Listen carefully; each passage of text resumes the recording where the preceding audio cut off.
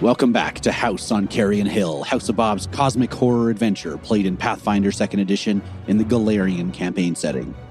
Hi, I'm Dan. I'm playing Willen Dappen, the gnome wizard. Hi, I'm Janette. I'm playing Bimpkin, the long snout rat oracle. Hey, I'm Shubert. I am playing Knib-Knub, the razor-tooth goblin fighter. I'm Trevor, and I'll be playing Theobald, the orc investigator. And I'm Shaun, your game master. If you like what we do and you want to support the show, visit us at patreon.com/thehouseofbob.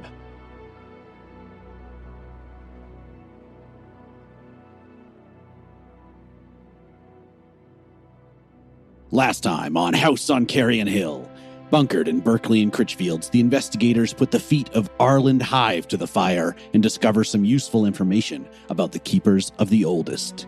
They report in to the mayor of Carrion Hill, who charges them with the defense of the realm. First, kill the Keepers, and then kill the spawn of Yog-Sothoth itself. So you guys are currently still in the mayor's residence, Rag Manor. He has offered to house you here, considering the tumultuous events that are taking place in the rest of town. The townsfolk are nervous and full of unrest. There's looting taking place, and the crows are just barely keeping a lid on the turmoil taking place. You agreed last week that you wanted to rest for the night. So we'll go ahead and rest up your character sheets, restore your spell slots, restore your hit points as you are first aided before you lie down into slumber. We also had some gear that the mayor rustled up for you. Gear! Some scrolls of glitter dust and see invisibility, some beacon shot, dust of appearance, some healing potions. So we are going to divvy that up however you feel fit. I know that the scroll of glitter dust would not be usable by Bimpkin, but the scroll of invisibility would be usable by both Willen and Bimpkin. How dare you? You can choose. I mean, obviously the glitter dust should probably go to Willen then. But Yeah, he's mad. It does appear we're getting a lot of things for invisibility. How does the mayor know we're going to be fighting something invisible? Yeah, what does the mayor know? Well, I mean, hasn't the town been attacked by a giant invisible monster? Well, Yes, nobody's Oh, wait. seen it before. Oh, yeah, you're right. therefore invisible. it's the only logical solution. I forgot. I took 2 potions because I'm squishy. Okay, I'll take 2 as well. I'm pretty tough, but people like to hit me. I get that. I think Theobald would like to take the dust of appearance. Because I got long arms, I can really reach to sprinkle that dust out onto people. Mm-hmm. Yeah. I thought it was more of a throwing thing, but Don't see anybody disagreeing with you. I can also throw, I got long arms, good reach, Slam dunk. all right, I won't fight you. Makes Good. sense to me. Bimpkin and Theobald, looks like there's 2 potions left for each of you, so why don't you guys grab those? And then that is everything accounted for. Nice. Loot. Right. Gone. Loot distributed. We looted the loot. We're done. Nice. All right. So you're each given a restful night's sleep in the guest rooms of the manor. They are, similarly to the rest of the fortress, adorned with far too many cloth draperings and hangings of flags and pennants and various collectibles of the sort. So much so that it's quite dusty in here and kind of nasty. But you managed to get yourself off to sleep despite the rigors of the day. And you all get a full night's rest. Sweet. Bimpkin will pull down all the blinds and drapery to make a little rat nest in the corner. Bundles it all up. Are there any new revelations that we have on the part of Theobald, Knib-Knub, or Willen about what's going on in this town? Any feelings? I think Knib-Knub for the first time has sort of figured out what's going on. Like before he was just chasing guys around that seemed like they should be bitten and following these guys around because they were nice and giving him food and so on and so forth. He was really just like following his instincts, but now he's finally figured out that it's the spawn of Yog-Sothoth that's causing all this destruction. And if he's to protect his mommies from what he saw in his dream, he's got to bite this thing until it's no more. But apparently, it's a little more complicated than that, and we even have to bite other people first before that. So he's got his head in the game, and he's ready to go bite this Meyer guy. I think that's his name. Yeah, that is the next target you have chosen, Ruppman Meyer. Mm-hmm. Willen, what about you? You've had some physiological changes since this adventure has begun. Yeah, How's that got you feeling? Willen's into it. He's liking the fact that he is bright and colorful. He doesn't have to try to glam up as much as he normally did. Like he's not putting on as many embellishments and stuff on his outfits because he's letting his hair do the talking now. So, but mostly he's curious about Oleg. He heard the name mentioned and he's not sure if it's the same one. He's hoping to maybe get down to the bottom of it, but I don't know. Time will tell for him. What about Theobald? We talked briefly last couple sessions about Crove and your tenuous connection to him. You're coming ever closer to confronting this character again. What's Theobald thinking as he's putting his head to the pillow?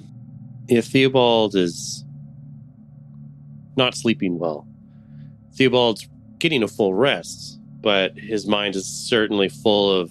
Not mechanically fatigued. Yeah, not mechanically fatigued, but Theobald is certainly anxious about this person who scarred him, both, physically, potentially emotionally, definitely, who knows? Maybe it's the spiritual scarring as well, too. Theobald couldn't help but feel that there may have been some parallels between hearing about Crove's Goonies, the mad people of this insane asylum being sent out into the world to do Crone's biddings. Theobald is a bit worried that he perhaps has more in common with the inmates of this order than he would like. Probably just lots of tossing and turning and uncertainty. Bimpkin, you build your little nest of curtains and flags and rags, and you nestle yourself in and maybe throw your cloak off to the side, and all of these toys rattle out of your pockets as you settle down. When there's a knock at your door. I hide the toys under the flag so nobody thinks I'm playing with toys and open up the door just a little bit so I can see who's there. Creak open the door and a little bit of light spills in from outside from this little candle that's held at your eye level. And you look through and you see this little girl, the mayor's daughter. I don't remember if I gave her a name, but there she is. She looks into your dark eyes and I heard that you are one of the heroes trying to stop the monster. Good evening, little girl. I am in fact doing what I can. Are you having a hard time sleeping? I was worried for you. Oh? You mean all of us or me in particular? Yeah, all of you. I mean, it's scary. Who knows what's out there? And I thought maybe you could use this. And she holds out the little toy horse from the other day. Oh. And he pats her head awkwardly. There, little girl. A little horse toy is very sweet, but it's not too much. It's better in your hands. Oh. Okay. Well, good luck. And she tucks the horse back up against her chest and hugs it close, and she gives you one last look and turns and walks back down the hallway again. So sad. Good call. It was probably a trap. Definitely. That's what I would Into a have done. vampire. It was a tiny Trojan horse. And Bimpkin, you Steals all your toys. you close the door, you turn back to your nest, and as you do, you see that all the toys are out and lined up in a perfect row. as if they're chasing each other around the room or forming a little train. As you watch, one of them, as if held by an invisible hand, begins to dance across the floor. Oh, Juju, I've been waiting for you. Look, we have to talk. Yes, brother. I was hoping we could play a game. Yes, that's fine, but I can't keep getting you toys. The others are starting to think I'm weird. Okay? It's just Starting. Yeah. But brother, it is the only connection I can feel. The toys, it is all I have left. But look, I found this little rat toy. It sort of looks like you. It's just as cute. You set the toy down and it begins to hover, and you see Juju's apparition kind of coalesce out of the dark, glowing with this faint green light, and his ghostly hands pick up the little toy and he holds it close and hugs it to his chest, just like that little girl did. Thank you, brother. I hope we can be together again soon. Me too, Juju. You are going to kill that monster, right? I am going to do everything I can, Juju. Just for you. A deeper voice behind you. Another brother appears, this one with a white patch across his left side of his face. Brother, have you found my body yet? Look, I checked bodies, and most not looking very good. You know, one had the big circle in the body, the other one had the very long nose. It didn't look very good. I did not like any of them. I have to find something better for you. I have unfinished business, Bimpkin. I need your help to finish it. We must avenge our mother. Yes, no, I agree. I want to avenge Mother too, but no good bodies yet. I will find you perfect one. Do not worry. I trust you, Bimpkin. Juju trusts you as well. All of us are waiting. And with that, both the ghosts just fade into the floor. And I vomit all over the place. Ew. It's pretty intense. Is that normal? Very intense. The vomiting? Yeah. Like Yeah. every time Yeah, they he- disappear, it's just The whole, he gets very stressed out. He's a very anxious person. oh, okay. The morning arrives, and the four of you stumble out of your various guest rooms in the Rag Manor, out to the hall. You reconvene over an extended breakfast role play. A Patreon exclusive. Yeah. For the next hour. 60-minute breakfast role play. 60 minutes of pure breakfast role playing. God, that's the dream. I think I could do it, honestly. Like, I think it's in me. Yeah. Yeah, that's not a bad idea. We should consider that. That is the dream for me. Yeah. All right. So, what do you do? Well, I think we cut here and then we record that hour-long breakfast montage, and then we can come back to this point. And then there'll be so many references to that breakfast that they'll have to listen. After this point, Theobald is satiated. He has a great big grin on his face from just the best breakfast he's ever had. That was amazing. Wow. I feel so much closer to you guys. It's like I didn't know I had an extra 4 brothers. Aw. Who's the fourth brother? I am. Oh, right. One, Yes. 1, 2, We're 3, all 4. brothers.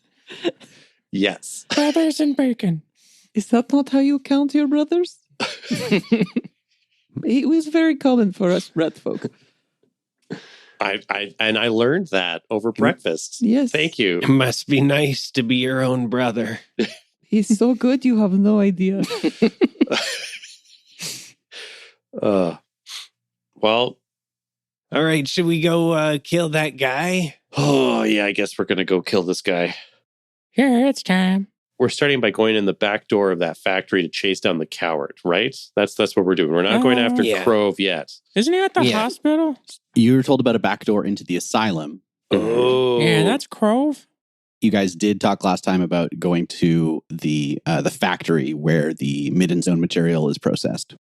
right. Okay, not a hospital. Not the Okay, hospital so- yet. We got to find some way to get past all of this coward's muscle. Because there's a good chance that he has muscle. Are there any special preparations you're making in that case? Yes. Do you know what those are? Yeah. We just need to get in there and bite him really hard. I mean, you guys don't have to bite him, but I mean, I hold, you bite. nice. Did you guys want me to prep invisibility? Like, I could get that set. It's not a bad idea, actually. Mm-hmm. What other things can we prep, guys? I can Should we technically try and- prep it 3 times. Can you just prep all the good spells? No. Okay. You know what might be a good idea? We should scout out the area and try and assume the identities of muscle and just sort of show up for our shift and be like, whoa, it's crazy out there, guys. Like, so much looting. You really got to go out and get in on that looting. And then we get in and we like get close to the boss and then we close the door and then we reveal that we're not actually his muscle. It sounds like we must get outfits to disguise ourselves. It's not a bad idea. I like the way you think. You guys are really smart. Okay. Well, a couple of us could get disguises and a couple of us could be invisible. Oh, that means less convincing because there's less of us. So And they're expecting 4. that's true. Tom and the boys. What if, okay, I Yeah, feel it's just like, Tom and some dude. Nobody expects that. what if we got rid of Tom? Could you make me invisible? And then it's just anybody's boys, really? Or we could do 3 guys in trench coat. It's very common.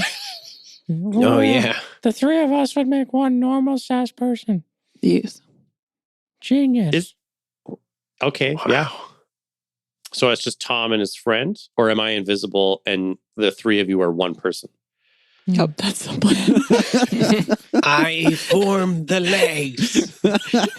I will ask the Sultan for a trench coat. The Sultan? I was like, who are you talking about?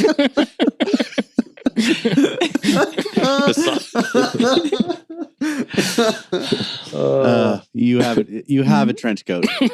You found one. It was lying on a chair. You just picked it up. Perfect. Who should be face? I feel like Willen's got the prettiest face. I have a humanoid face. It's true. And that color, like, they'll be so distracted by that pop of color. It's looking good, Willen. You're Yeah. looking good. We are known for our overly large heads, so it'll look perfectly normal. Proportionally accurate. All right. Okay, we're doing this. Sounds like Willen's prepped some spells. You guys have stacked yourselves into a trench coat, and you're planning on making Theobald invisible. So we'll see how that all goes out. Yep. Solid. Yeah. You begin to head through the town, and you know from Breville Ibelthor's card that Rupman Meyer's Middenstone warehouse and factory is located in the Filth, which is the lowest section of the city, closest to the river. So it's aptly named, as it is the place where most of the runoff from the city accumulates, as well as this shallow section of the river that serves as somewhat as a dock section, but also as this huge sort of puddle of sludge and muck and whatever else that does get turned into Middenstone, which is the material that a lot of the city, at least the newer parts of the city, are built from.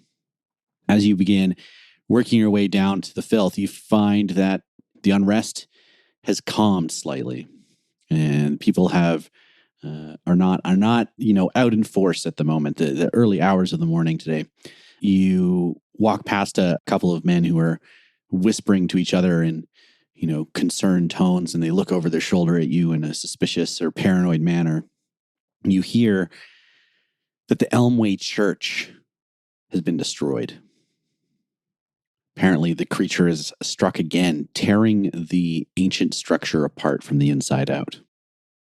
We know what that was. We know why it struck there, guys. True.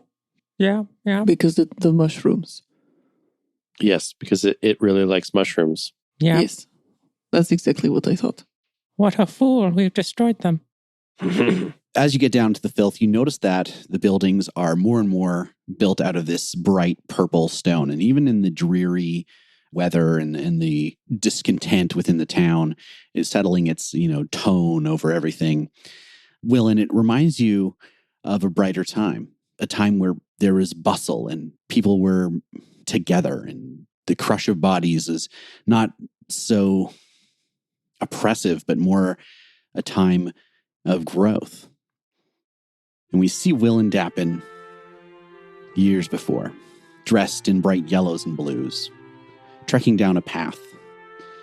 A grassy path with trees arching overhead, green leaves swaying gently in the treetops as the wind blows, and a burst of pollen from a beautiful Mayday cascades down onto the gnome's feathered hat. Willen laughs and dances down the path. His bright rosy cheeks and bright blue eyes are giving off more warmth than even the summer sun is.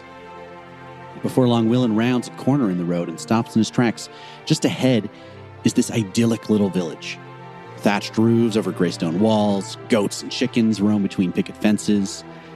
Each little cottage sports its own flourishing herb garden and flowers. Willen strolls between the houses, tips his brim of his cap to the cheerful villagers he passes by. There's a group of children playing a game of chase. They run past and swirl around him, leaving him spinning. Willen gazes about this town in awe. This is the place he's been looking for. So happy and joyful, so full of hope. A little town he can call his own. We watch Willen living here as the seasons pass. He sets up his own little cottage near the center of town. He begins to work diligently under the tutelage of the town sage, a kindly old man, bald, crooked, probably in his 90s. He learns charms and herbs and potions from the sage. Occasionally, the old man pulls a dusty gray tome from a shelf and reads to Willen from it. They spend many long nights together, reading and studying and learning. Willen is as bright and energetic as ever, soaking up every bit of lore and wonderment that he can. They spend years together, training and practicing their hedge magic. The townsfolk come for tinctures and balms, healing and advice. All the while, the sage grows ever older, and Willen barely seems to change a day. The old man grows quiet, and over the years becomes venomous. He ends their study sessions early, shoos Willen away well before dark, snaps at him when something goes wrong, scolds the small gnome when a townsperson falls ill. We see Willen growing sad. We see the old man with sore joints, creaking back, and chronic cough grow jealous of Willen's youth and longevity. All the while, the color in town begins to fade. Flowers aren't quite as vibrant. The grasses are not quite so green. One day, Willen comes to visit, bringing a bundle of tea to share with the old man. We see the sage sitting in his chair, poring over a new book, this one with a glossy black cover. Willen asks about it, tries to get a peek, and the old man just roars at him, snapping the book shut. He casts the gnome out, a feverish anger masking his once friendly and wrinkled face.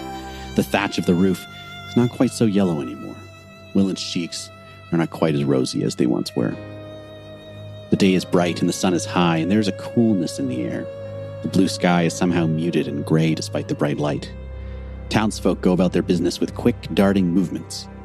Curtains with gray, mournful patterns are drawn shut in every window. Candles burn with pops and sputters. The goats don't bleat anymore. They just stand silently. Willen doesn't skip down the street anymore. He just putters, kicking at rocks as he watches the rotting picket fence slip past. The old sage is dead. Willen and his friend Oleg dig the grave themselves, and we see that it is hard work, the ground partially frozen and full of too many big rocks. Willen weeps over the gravestone, just a simple rock propped upright, an R engraved on its face. The town grows emptier. The tree branches droop. The rain patters down and never ends. And Willen's hair is white.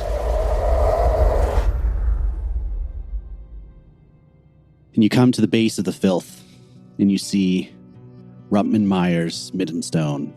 And beside it, a little office, a little off building, maybe 30 feet down the street. Breville Ibblethor's insurance adjuster. Oh, no. Just keep walking. Left, right, left, right. Knib-Knub struggles to hold the two bodies above him on his shoulders, stumbling down the road. Struggles. What, you want me to make a check? I trust you. For now. I'm doing amazing at this. Yeah, we may have done this, like, preemptively. Like, we didn't need to get dressed up so quickly. Oh, well, it's good practice, right? That's what I'm thinking. I gotta build up the muscle to hold you guys up in this short time. That's how that works. I have to figure out how to use my hands when I cannot see. So you see Rutman's Vat, as it's called, is this long building, maybe 4 or 5 times longer than it is wide, and it sits abreast of the river. We're probably using some of the water that flows into the side of the building as some sort of, resource for the actual creation of this midden stone. You see that there is a set of double doors facing the main road, as well as a set of double doors off to the side, presumably for loading or unloading. Okay. So what exactly do they make of this factory? It was brick? They make brick out of basically recycled sludge. Yeah. Okay. Because if we're going in there, and it's a business, we probably have to act like we want something, right? Or that we work there. I should probably reinforce, too, that the smell here is awful and abysmal. Your eyes are watering. Okay. Not me. I like it. Stinky, gross mud. Yeah, like sewer. All right. I think Bimpkin would be okay too. Okay, just making sure. I can't hold my nose because there'd be like a hand 'Cause you're the coming out from the top. Okay, Tom, are you ready? Yes. Are you ready? Tom whispers, yes, not to draw any attention to the disembodied voice. So invisibility lasts for 10 minutes. Okay, never mind. Maybe I've been walking along in them this whole time. Yeah, you're with us. We haven't I'm gonna turn you invisible once we are about to walk in. That's my plan. Do you want me to come in with you and then I go to the bathroom and I just disappear? Or It'd be weird if we both went to the bathroom and one person didn't come out. Happens That's a all good the point. time. I have to touch you to turn you invisible. yeah, you need to be there. Okay, all right, sounds good. Yeah. Now, unfortunately, my touch means I have to touch every part of you, so this may get a little weird. Guys, what's happening out there? Full body I can't rub down. see anything. You're gonna lean in for a kiss. No. All right, so you see Robin's Vats. You're standing right in front of the main door. What do?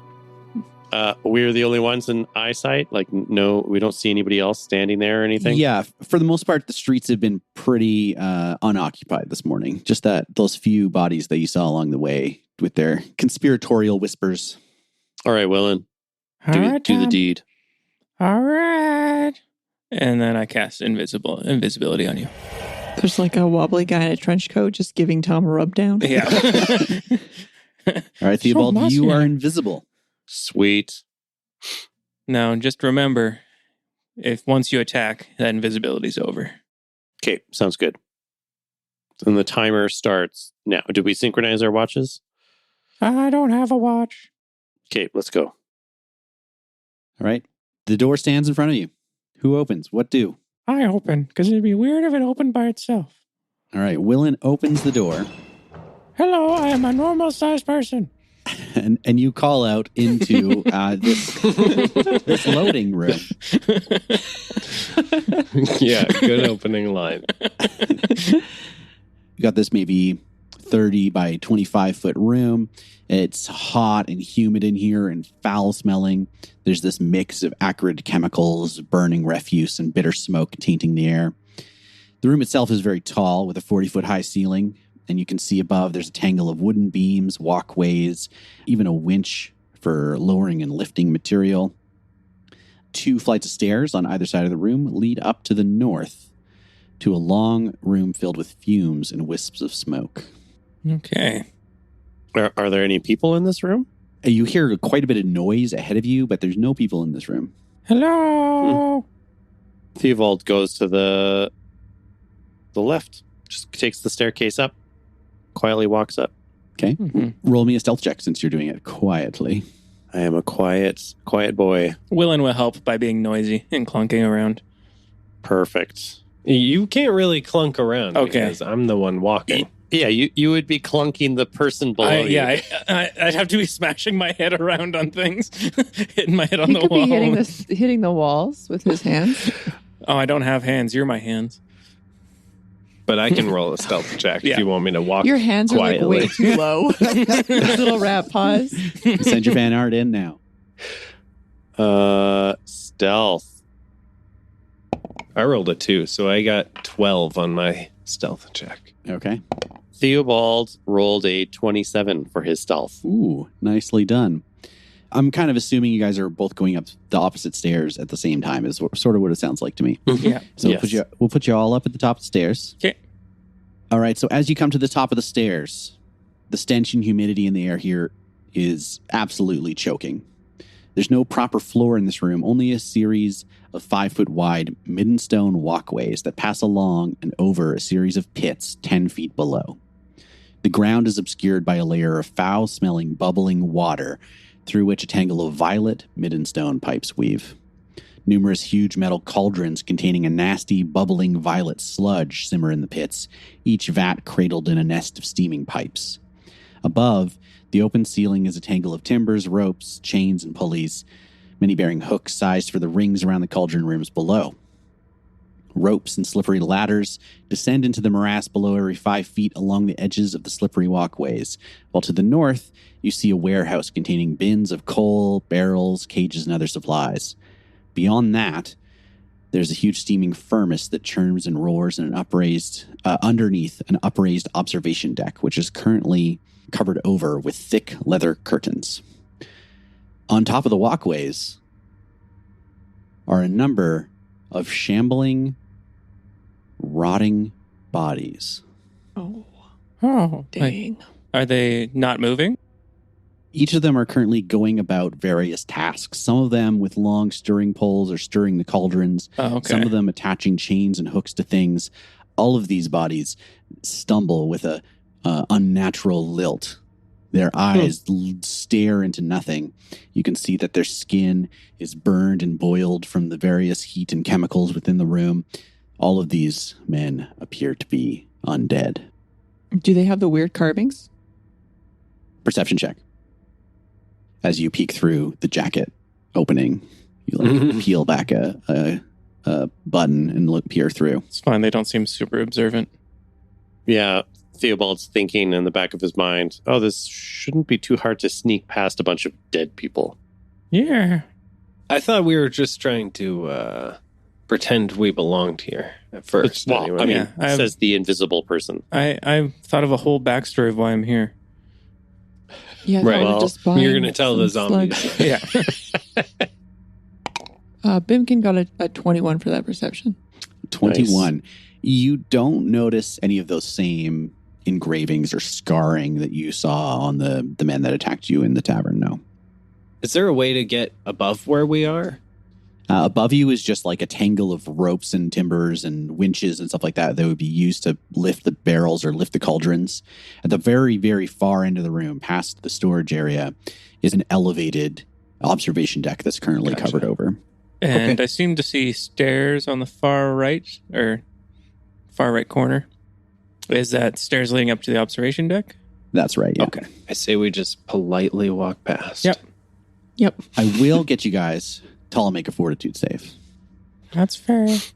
Oh, because it Man. stinks. Yeah. This is pretty stinky even for me, guys. Does it smell at all like that violet venom stuff that we collected earlier? No, this smells more like excrement. You said a fortitude save, right? That's right. Theobald rolled a 23. Shubert, what did Knib-Knub get? 28. Okay, and Willen 22. and Bimpkin. 20. All right, you guys, all four of you are fine. You are not sickened by the fumes in the room. All right. I've smelled some pretty gross stuff before. Yeah. That's true. Present company I excluded. feel like you've prepared me for this, Knib-Knub. You're welcome, everyone. All right. If they're not paying us any mind, I'm going to make my way towards those stairs. You keep saying you, but We are you're an just on entity. top. And You're just the head. You're just the head. You're like, I move think- forward, legs. I think we should Yeah. walk forward and don't step anywhere to your left. Oh, okie dokie. Right, left, All right. right, left, right, left. Yeah, that would actually be helpful, I think, for Knib-Knub. Full stop. All right, here we go. As you step forward onto the first plank of the walkway, the zombie's head snap. Roll initiative. 25 for Knib-Knub. Willen got a 26. Theobald rolled a 27. Oh, nice. And Bimpkin. 29. Whoa. That was a really good Oh. initiative.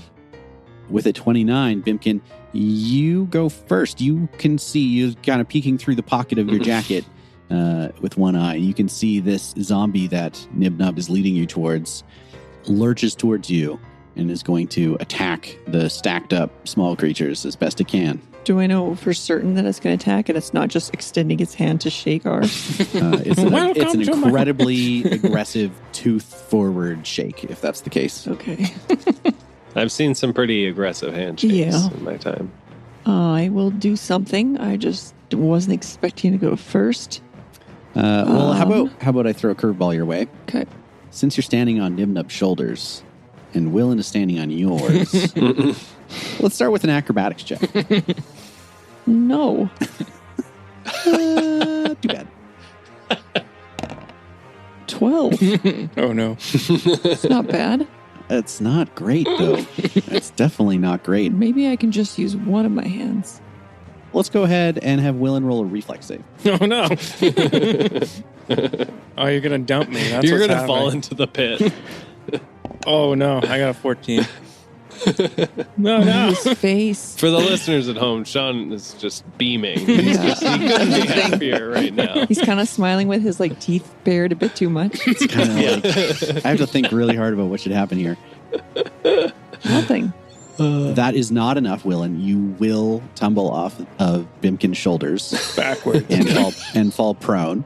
I need you to not fall into the vat. So can you roll me another reflex or acrobatics, whichever you prefer? All right, much better. I got a 22 on my reflex. Okay, so you do not roll off the plankway into any of the vats below. As you hit the ground and as Knib-Knub's bare feet pad across this muddy, slippery, half attached to things, half not attached to things walkway, you can tell that it is incredibly slippery. Moving across it any faster than half speed will require an acrobatics check. Gotcha. And balancing on people's shoulders will also require an acrobatics check. And what if you failed the acrobatics check? Do you just fall? You drop the person above you unless you critically fail, in which case you also fall. Gotcha. You only have to roll this if you're carrying someone or just even if you're just trying to walk across this? I'm going to say if you're carrying someone or if you're traveling faster than half speed. Gotcha. So, Bimpkin, sorry to interrupt your turn. Hopefully you had time to think. Oh, no, Yes. my body. Can I do a really cute rat on all fours jumping onto the undead's shoulders before flipping over his head and landing on the other side of him? That sounds like a tumble through. Give me an acrobatics check. Okay. 19. You successfully somersault over the zombie's head and land on the platform just on the other side of him. And then as I touched him, because I used his shoulders to vault off, I will cast Chill Touch. Ho, ho, ho. What do I need to do for that? You need to roll a fortitude save. That is a 16. Okay, so you fail. So you're flat-footed in addition to this damage. 10. 10 points damage, and I am flat-footed. That was pretty cool. That is Bimpkin's turn, right? So, Invisible Theobald. Standing at the opposite corner from our three men in a jacket, you currently have a zombie to your right along the south wall, and a zombie about 20 feet ahead of you, blocking an intersection of the plankways. We are no longer three. people in a jacket. Mm-hmm. And for those of you at home, there's a 15-foot by 20-foot giant vat of bubbling, boiling midden stone, or midden mud, just 10 feet below Theobald's feet. Theobald would like to make a perception check to determine if the zombies have noticed his invisibility. Ooh, okay. So do a seek to see if they have sought you. A seek is just a perception check. Yes. 15. Looking at their senses, they do not seem to have noticed you. Currently, their attention is drawn towards your smaller friends. Tom, get to the stairs. Well, you want me just to leave you? Yeah. You can't attack anybody without revealing. That's true. So I'm going to sneak past this zombie that's straight ahead of me. Okay. That's what? These are 5-foot squares? That's right. And if you travel You could just faster jump than over half that. speed, you have to make an acrobatics check to keep your footing. Okay. So it would be I could move double speed if I make 2 acrobatics checks. It's also an acrobatics check to move through a zombie space. So 3 acrobatics checks. Got it. Oh my gosh. How good are you at acrobatics? You could probably just jump over the vat. Yeah, in the corner? Yeah. Theobald is going to 1, 2, 3 acrobatics check. acrobatics check. Is that to like move through the same square as an enemy? If you're moving any further than that square you were just at, you have to make an acrobatics check, and then it would be another one to get past the zombie. Okay, so if I want to get to where I have my marker in Foundry right now, To get to that point, which is about 25 feet in front of where you were before, it's 2 Yeah. acrobatics checks. 1 to move fast and 1 to get past the zombie. cool. 2 acrobatics checks coming up to see if I can pull that off. I am trained in this skill, everybody. 21 is Theobald's first acrobatics check. You do not slip and fall into the vat to your death. Oh, thank goodness. Yay! So it is going to be a different do not. My second acrobatics check is going to be 16 to get past the zombie. 16 to get past the zombie is a pass. You slip past the zombie as it begins to lurch in the opposite direction towards Bimpkin. You're now in between that zombie and a third zombie. You can see further ahead of you to the north of the room, there's still 5 more of these creatures, all with their attentions trained on your friends. So that was 2 actions. Those 2 actions, so I have one more action I could do. Yes. I want to get past this next zombie, but in order to do that, that's another 2 actions. To get past the next one, I'll call it 1. You just have to get right on the other side of it, which is about 15 feet. 15 feet. All right. My third acrobatics check for the round. And Theobald gets a 23 on his acrobatics. Well, that is also a success. You are now 1 zombie closer to the other side of the room. Yes. All right, guys. Little people, don't die. Willen, currently lying prone on the gangway. Knib-Knub just to the north of you. A zombie north of him. Bimpkin north of that. But to your south, a zombie clambers towards you. I guess we're fighting. And Willen will cast. Does he stand up? Yes, Willen stands up. And he will cast Electric Arc, which takes up the last 2. He's going to target the one that is in front of Knib-Knub, and he wants it to arc to the one that's kind of to his southwest. Okay. Reflex save. I got a 20. That is a fail. I got a 5. That is a double fail. All right. Okay, so double damage to the south zombie. I rolled 11 damage. Nice. Both of them are hit with the electricity and stagger as the shock rolls through their undead, gross bodies. And it is Knib-Knub's turn. Knib-Knub, you and Bimpkin are currently flanking this zombie that he somersaulted over. Is he double flat-footed? No. Okay, and just to check, the plan here is trying to get past them, not to necessarily to kill them all. I mean, we're killing this one in the middle of us just because he's really in the way. Right. We'll see about the others. Aren't they already dead, technically? We're gonna re-kill them. They could be deader. Yeah, they could always be deader. That's always been my motto. Yeah. Okay, let's do it. Just trying to think if there's anything interesting I can do besides just straight up going for the bite. I mean, biting a zombie also seems like maybe a bad idea, but... You could push him into the sledge. Oh, that's such a good idea. Thank you for saying that. Okay. Change of course. Knib-Knub goes as close to the wall as possible and then gets right up in the zombie's face and just tries to push off the wall to push the zombie into the vat of bubbling, gross fluids. Sounds good. That is a shove, which is an athletics check. 29. Ooh, nice. Ooh, a critical success. Nice. You push the target up to 10 feet away from you. You can stride after it if you want, but you'd have to move in the same direction. So no, thank you. that guy falls into the vat. Bye-bye. Is he like sinking to the bottom, or is he just kind of floating on top? He falls about 10 feet into this vat, and then you can see the like flesh boiling and burning off of him. He stands up and is about waist deep. You can see that the zombie begins to kind of stride through the vat, almost as if it's a regular business day, over towards a ladder, which is propped up just down the way beside him. Where is this ladder located? There are ladders every 5 feet. Oh, man. Yeah. That's a lot of ladders. You, right, do, well- you do notice that they are quite slow, though. And you said it's an acrobatics check if I want to kind of run around at normal speed, right? Yeah, otherwise you're moving half speed. Okay. Do I know the DC of this acrobatics check? Not yet.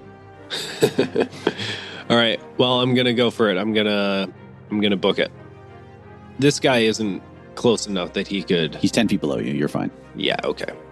So 25, that's one move. So I'll make an acrobatics check for that. Mm-hmm. That is a 24. 24 is a pass. Perfect. And then 25 again. I'm just running straight up to this zombie who's near the end of the room at the north. 21 this time. 21 makes it as well. Perfect. And I think that's your third action. Yep. So now some zombies are going to get into the biz. The zombie beside Theobald doesn't know he's there. And it's going to move its speed in the direction of Bimpkin. These zombies have been ordered to move slowly so as not to fall into the vat. So it's going to go 1, 2, 3 squares, 4, 5, 6. Comes down the gangway, around an L corner, and is now moving about 10 feet away from Bimpkin. Next zombie is way up at the top corner, is going to actually move away from the group through the storage area and just behind the zombie that Knib-Knub is assaulting. Zombie number 3 is going to make its way towards Bimpkin as well, blocking the way down that side path. I was hoping to draw them all to me. And then you hear from the elevated observation deck at the back of the room, Uh-oh. you hear some slurred shouting. Oh, you sloppy, grimy mutts, what are you doing out there? And the leather curtain peels back to reveal a staggering drunken man with long dreadlocks blocking most of his face, vomit covering the front of his wizardly robes. He sees you, opens his eyes wide. We'll see you in 2 weeks. Thank you all for listening to The House on Carrion Hill. To support the show, please give us a 5-star rating on Apple Podcasts and find us on social media at The House of Bob, Twitter, Instagram. Come check us out. Join the Discord. You can chat with us and the rest of the listeners. We're having a great time over there. And if you want to support us financially, you can support us on Patreon. We'd like to thank all of our patrons so far. You guys are the reason that we're able to continue to do this. Thank you very, very much. Mortimer, Ben, Connor, Pedrig, Brandon, Ron, Team Eamon, Pavel, Christine, Tom I, Elias, Jessica C, Ray, Scooter, Tyler, Josh, Keith, Bluckett 12, Tom W, Jessica D, Kieran, Mike, Sylvia, Luke, and Volt Artwork for this episode was by me, Shaun Makes. Audio production and sound design is by Astronomic Audio. And music for this episode was by Mike Hammock of Tales from the Glass Guarded World. Thank you very much, and roll on.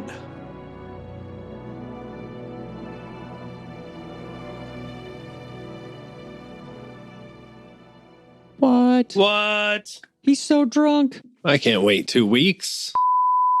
We should have a throwing contest to see who's the best. That could last the next 20 minutes of the podcast. we have gone down the throwing contest road before, and it was good. That's true with the spears. But I don't know if it's necessary in this case. All right. Been there, done that. That was a lot of We're fun. going for the nostalgia vibe. Yeah, Yeah, exactly. Can you guys hear the snow blowers now? I can hear it now. Yeah. They must be right outside your... Yeah. They're like right outside. That's just the wind blowing through the drapery. Yes, that casual wind just... I'm very sorry, Alex. Do we have to wait, or will he be able to?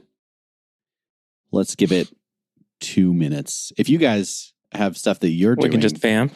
As you're, Oh, yeah, maybe, totally. maybe as you are going off to sleep, you're thinking about the day. What is a... is there any new... Breakfast scene. Yeah, breakfast scene. Go. Oh, and you failed your fortitude save. You awakened drained 5. No, I'm just kidding. And you're still poisoned. Tough luck, yeah. Damn. And you're poisoned to double poisoned. Oh, you're so tired. Red-eyed. And she holds out A gun. this. Dan. She cocks it. Gonna need this. No. Brother, have you found my body yet? I can't remember which one you are. Yahod? No, silly. This is Milka. Oh, Milka, yes. Named after chocolate. Sorry, I'm strategically pausing Foundry so Yeah, that you guys don't see too much at a time. Sneak ahead. Ooh. What is this purple stuff? The zombie's head snap over to look at you. Hello, I am here on business. Roll initiative. I can't wait to try to keep persuading them during initiative. Just like, no, stop attacking me. You don't understand. I am a representative of the church, and we need bricks because it was destroyed. Oh, what a good backstory. I know. But what if I was just going to hold? The floor here, I haven't got into this very much yet because you're not touching the floor, but No, if you have an excuse, you don't have to explain yet. I have excuses. Sounds like parkour. Ratcore. Radcore. I have too much happening on my screen. Do. Okay. Or 3 men in a 3 goblins in a trench coat thing, 3 type of thing lasted like 5 seconds. Yeah, I'm hoping the invisibility lasts a little longer. I had to waste a second level spell for that. Foundry's giving me a hard time. Oh, make sure you don't have your ruler selected and the tools at the top. No, it's not selected. I just lost myself. Oh, That's deep. Is that really Foundry's fault? it'll be there. Oops. There we go. Oh. Okay, I'm going to let you take care roll of your it. dice, sir. I've got your token where I want it. Yeah. We keep moving my token around. Yeah.